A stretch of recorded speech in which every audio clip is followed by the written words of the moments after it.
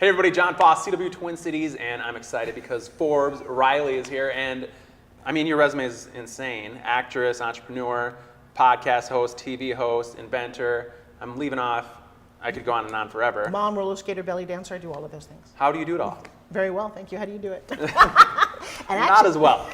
You know what, one, I've been around for a long time, and two, I love what I do. Why do you do what you do? Well, I do it because I love it. Yeah. Yeah. And so that whole thing is you never get, you don't have to work a day in your life. I love being in front of people, and I have vast interests. I'm very curious. So I've done stage and theater and hosting, and I don't know, I just keep going. I feel blessed. And 181 infomercials. Wow. So sometimes maybe life happens for you, not to you. Mm-hmm. I don't know how all of this happened. All I know is I'm so grateful I'm still doing it. And you're from Long Island, New York, and I guess maybe it helped that you grew up with your dad had an interesting career. He was a magician and inventor, is that right? Yes, and I'll tell you what, he was a dreamer, and that was one of the things I preach to this day, dream it, believe it, achieve it. Mm-hmm. But I grew up with him saying it's magic everywhere. And he would always have this box of magic tricks, and he would show them to me, and luckily I would forget them, so he'd re-show them to me. And I started to believe that you could do magic anywhere. In fact, in business meetings, I will do a little bit of magic. And you know what people say when you do magic? They say, whoa, that's amazing. And so they leave thinking that I'm amazing. And that's been a very cool thing. But as an inventor, he never got any one of his products out to the world. And it was really sad. He died with an entire garage full of things that he tinkered with and things that he made, but that nobody really wanted. And I've actually made it my life's mission for a long time to help inventors, just like my dad, get their product out to the world. Have you taken any of his inventions and tried to get them out there? Oh, baby, and I show pictures every once in a while of like the Thinker Blinker, or he made a go-kart out of half a garbage can and a lawnmower engine. Those are not inventions that people should, actually use. So one of the things that I do preach and teach is that you have to, when you create an invention, it has to be something that everybody wants or needs. If you're not filling a need, you love it or your mom loves it, it's not going anywhere. And I will tell you, I take pitches all the time. I have a new TV series coming out called America's Real Deal with Kevin Harrington from Shark Tank. And we have been pitched the craziest of ideas. But I'll tell you one that I do like. There's a rash of school shootings, right? Mm-hmm. There's a guy who came out with a Kevlar notebook.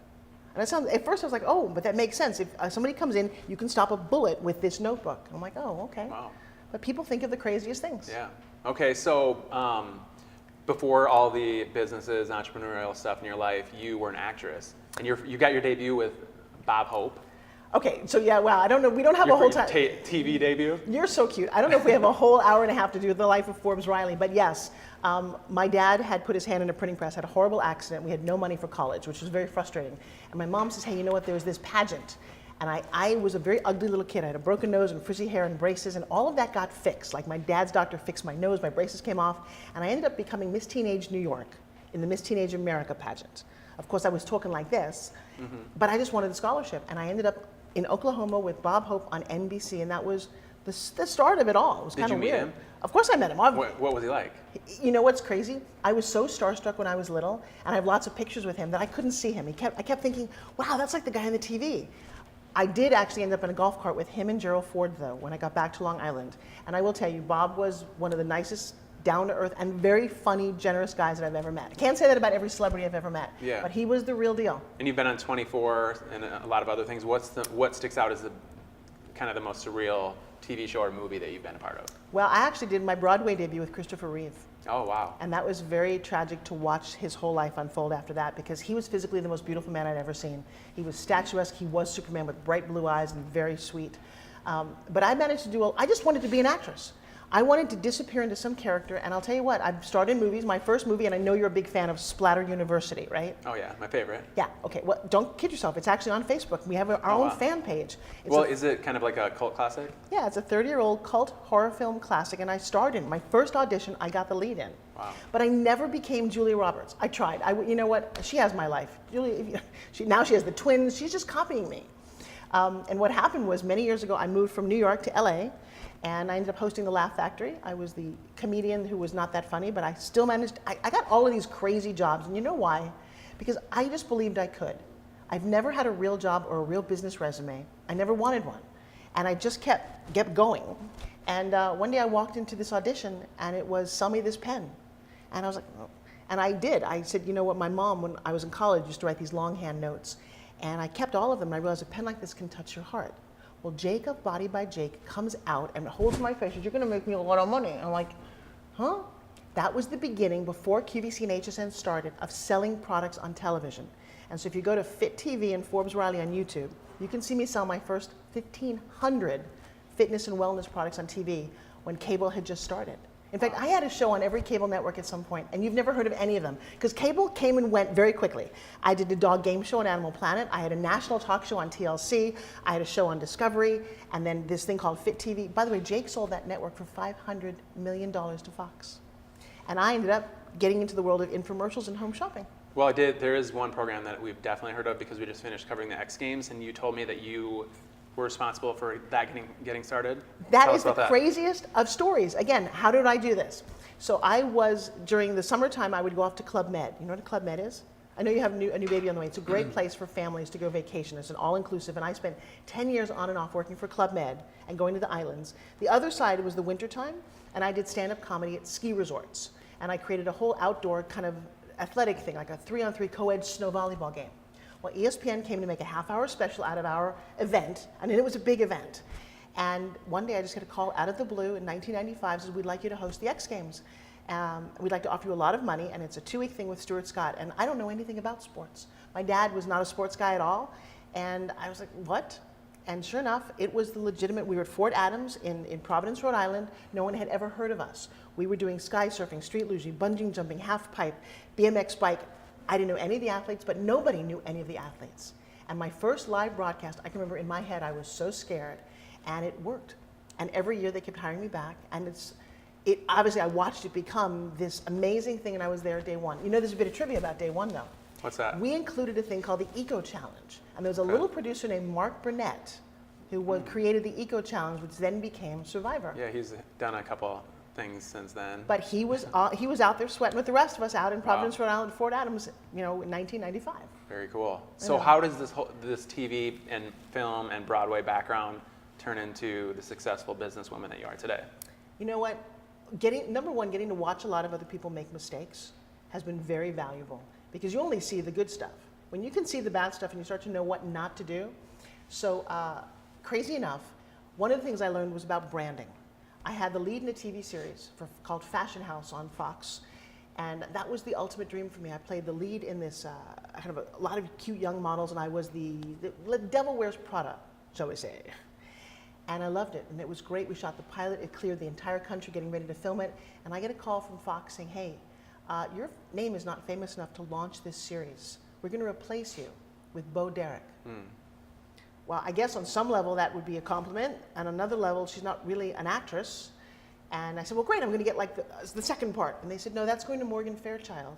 Thank you so much. And my agent called me in the next day, and this is the thing that I preach now, that life really does happen for you. Because if I hadn't taken this turn, I wouldn't be here. But he said, look, we love you, you're very talented, but you don't have a failed TV series. You're not, and you have all these auditions like Kim Cattrall and Mary Louise Parker, and they all get these roles that you wanted, and you get nothing. I'm like, well, she said, well, you can struggle your whole life, or you could brand yourself. And if you still want to act, make enough money and buy your own movie. I had no idea what that meant. But at that time, HSN said, hey, come on, let's do some fitness and see if we can brand you.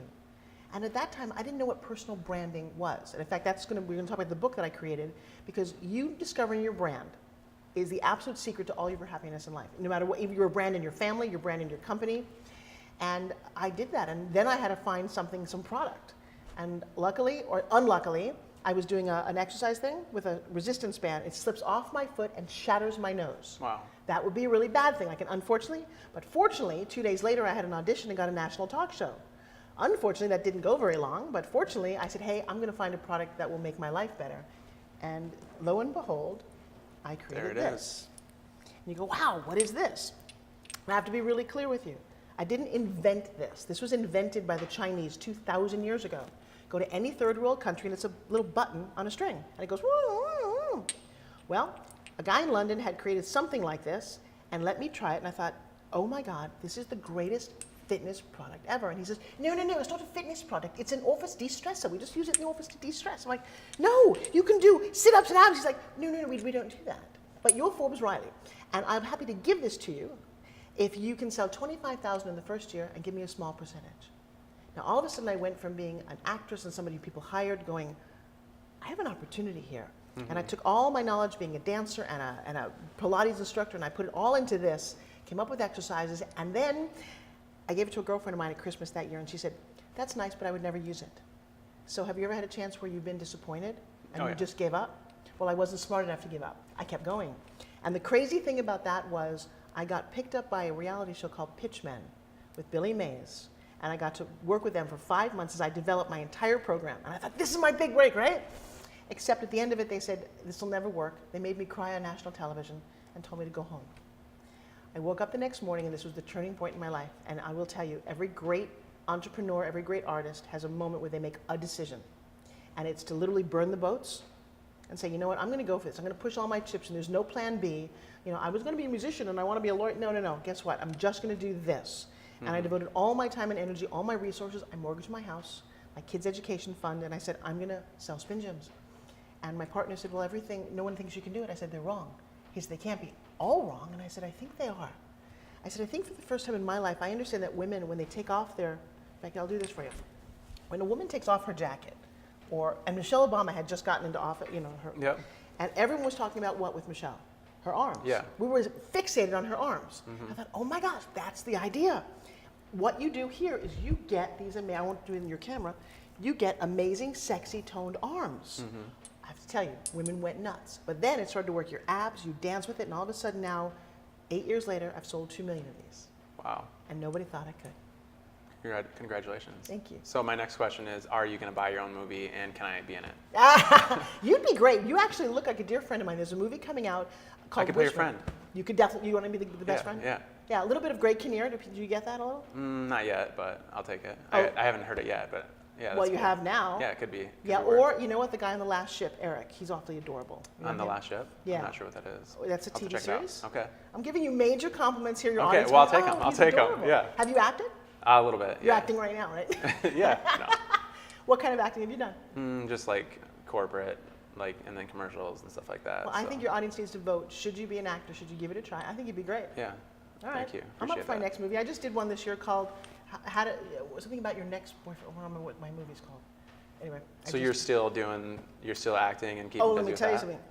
I don't do it nearly enough. I play a demon in a new TV series for Amazon called Transcend. I love to act. I think it's amazing. But if you're not going to be Julia Roberts, it doesn't pay a lot. And one of the things I discovered as an entrepreneur is I like making money. And I now teach other people how to do that because money's nice. There's nothing fun about being a struggling artist. I think for me, and oh, wait, I have a new book here to that point. Yeah.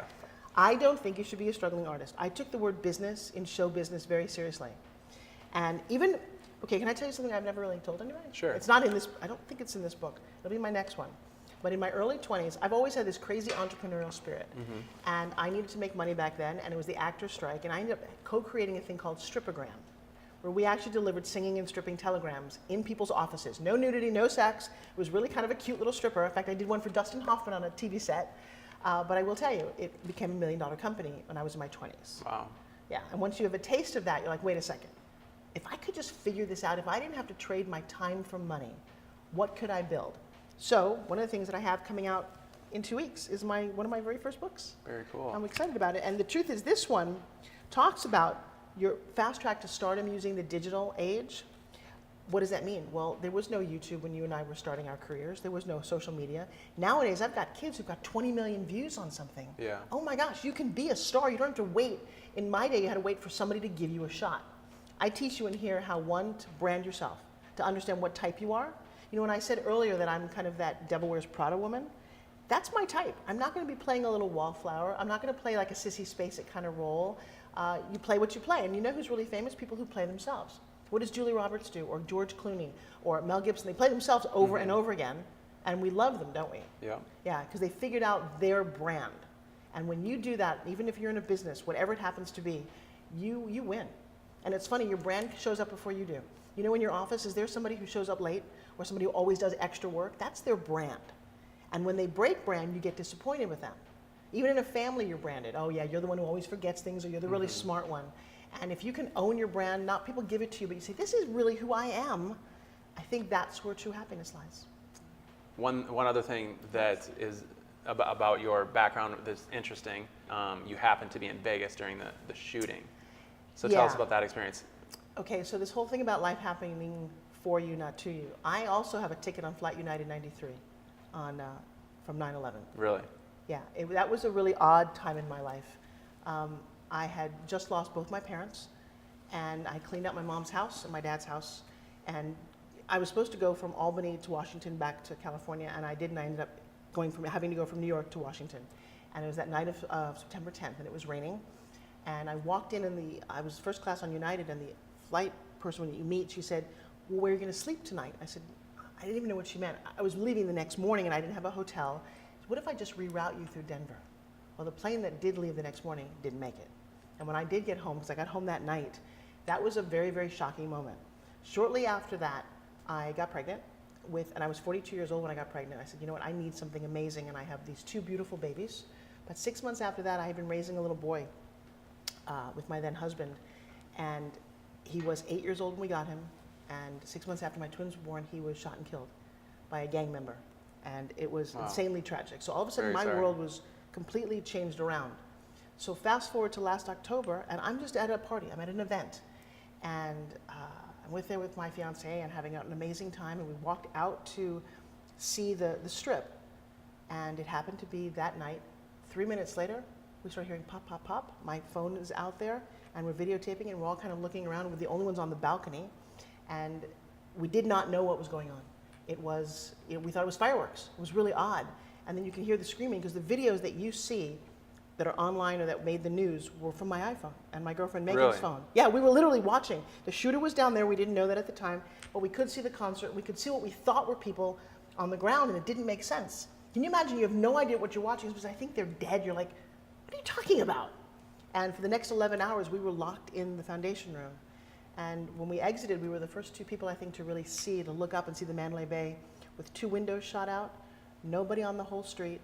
And as we walked down, there was also no Ubers. It was weird. You're like, it felt like the apocalypse. How long did it take while this was happening, the pop noises, to realize that this was a shooting and not fireworks? You know, it took a while. It was a weird thing. I had just seen a TV show that said when an emergency happens, run. People who stay in a fire or in a tsunami or an earthquake, they die. And so we're all in the room, and when this all happened, I actually bolted out the door, and I ended up being the only one on the outside. So then I hear something. Oh, a guy had walked in with a gun. He said, everyone get it, the F on the floor. And I'm thinking, oh my God, like at the Push nightclub, he's gonna shoot everyone. Well, I ran out, and all of a sudden my friends and everyone were back inside, and all I hear is this yelling, and I'm thinking, people are dying in there. I don't know actually how long that went on, but finally I made my way all the way down the hallway on the outside of I was the only one out on the terrace, and a guy with a SWAT thing was like, get your hands up, and it was very traumatic. Mm-hmm. So we had no idea what was going on at that moment.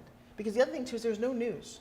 Our first instincts go, well, look at CNN, what's the news? Well, the news started coming in on Twitter. And you know what the news said? The news was, oh my God, there's a shooter in the Bellagio in New York, on Fremont Street. There's terrorists.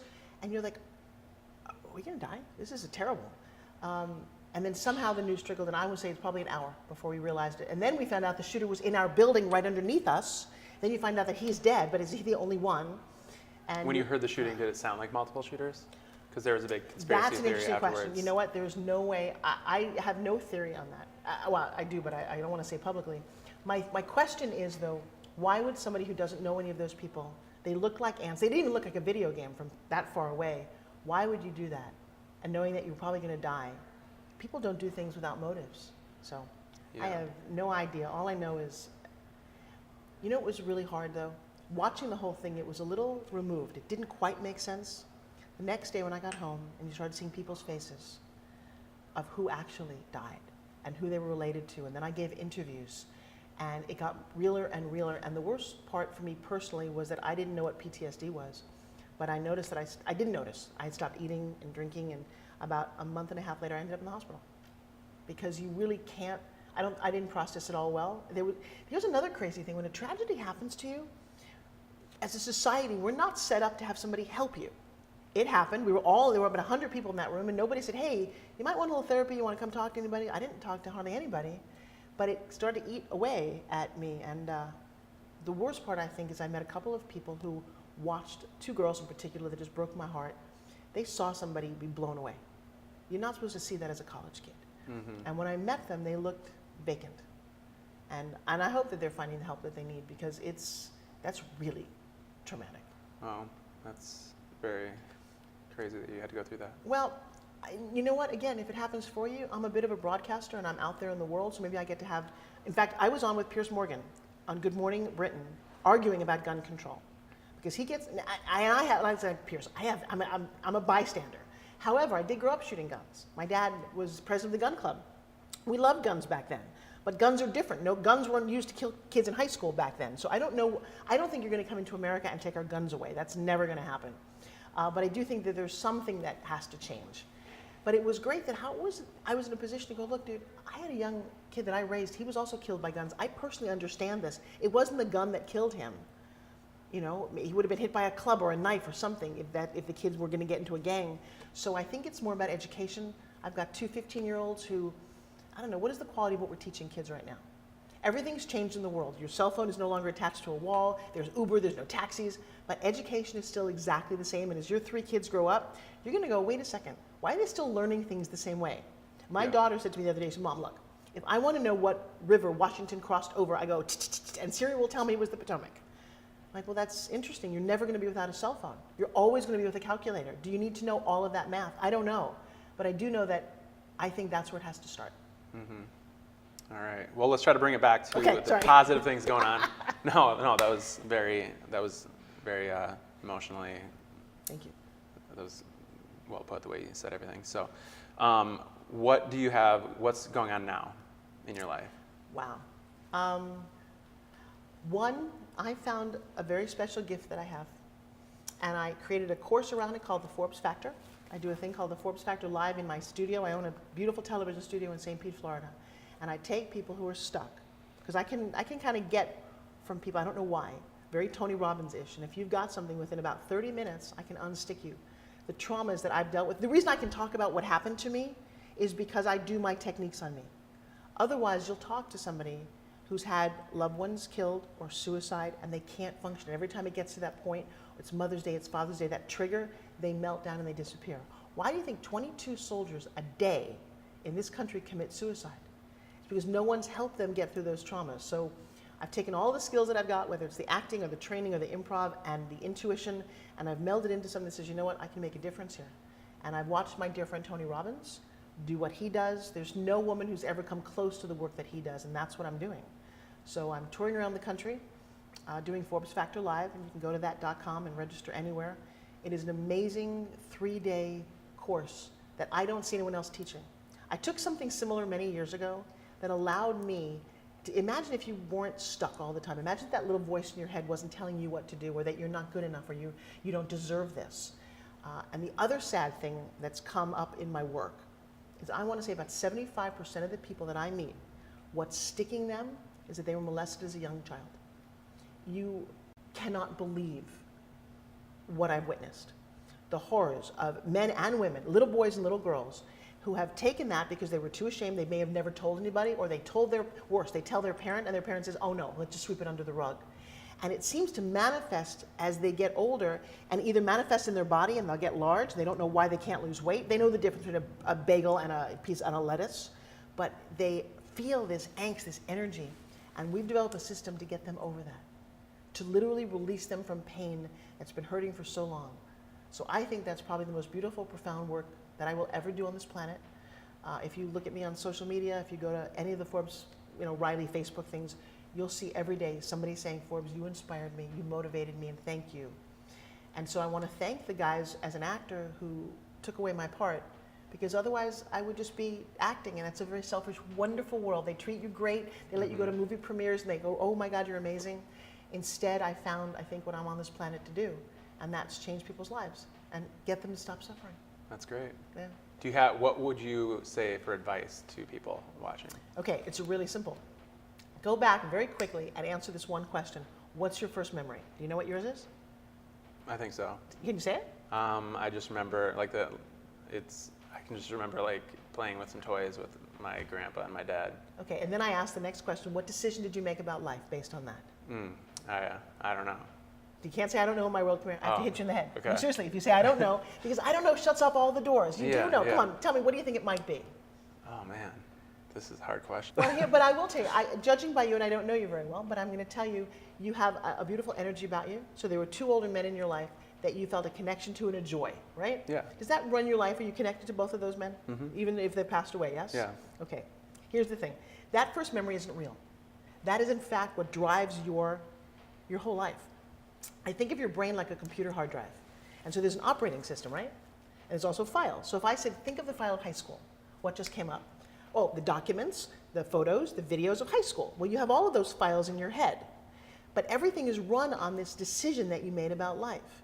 And so I've uncovered that the first decision might be, I'm not good enough. One of my clients, his first memory is his mom driving away in a cab. He's on the 2nd floor. He's 7 years old, saying, Mommy, please don't leave.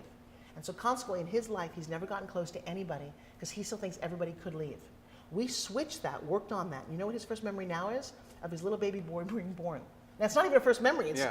But he's like, oh, it's rewired.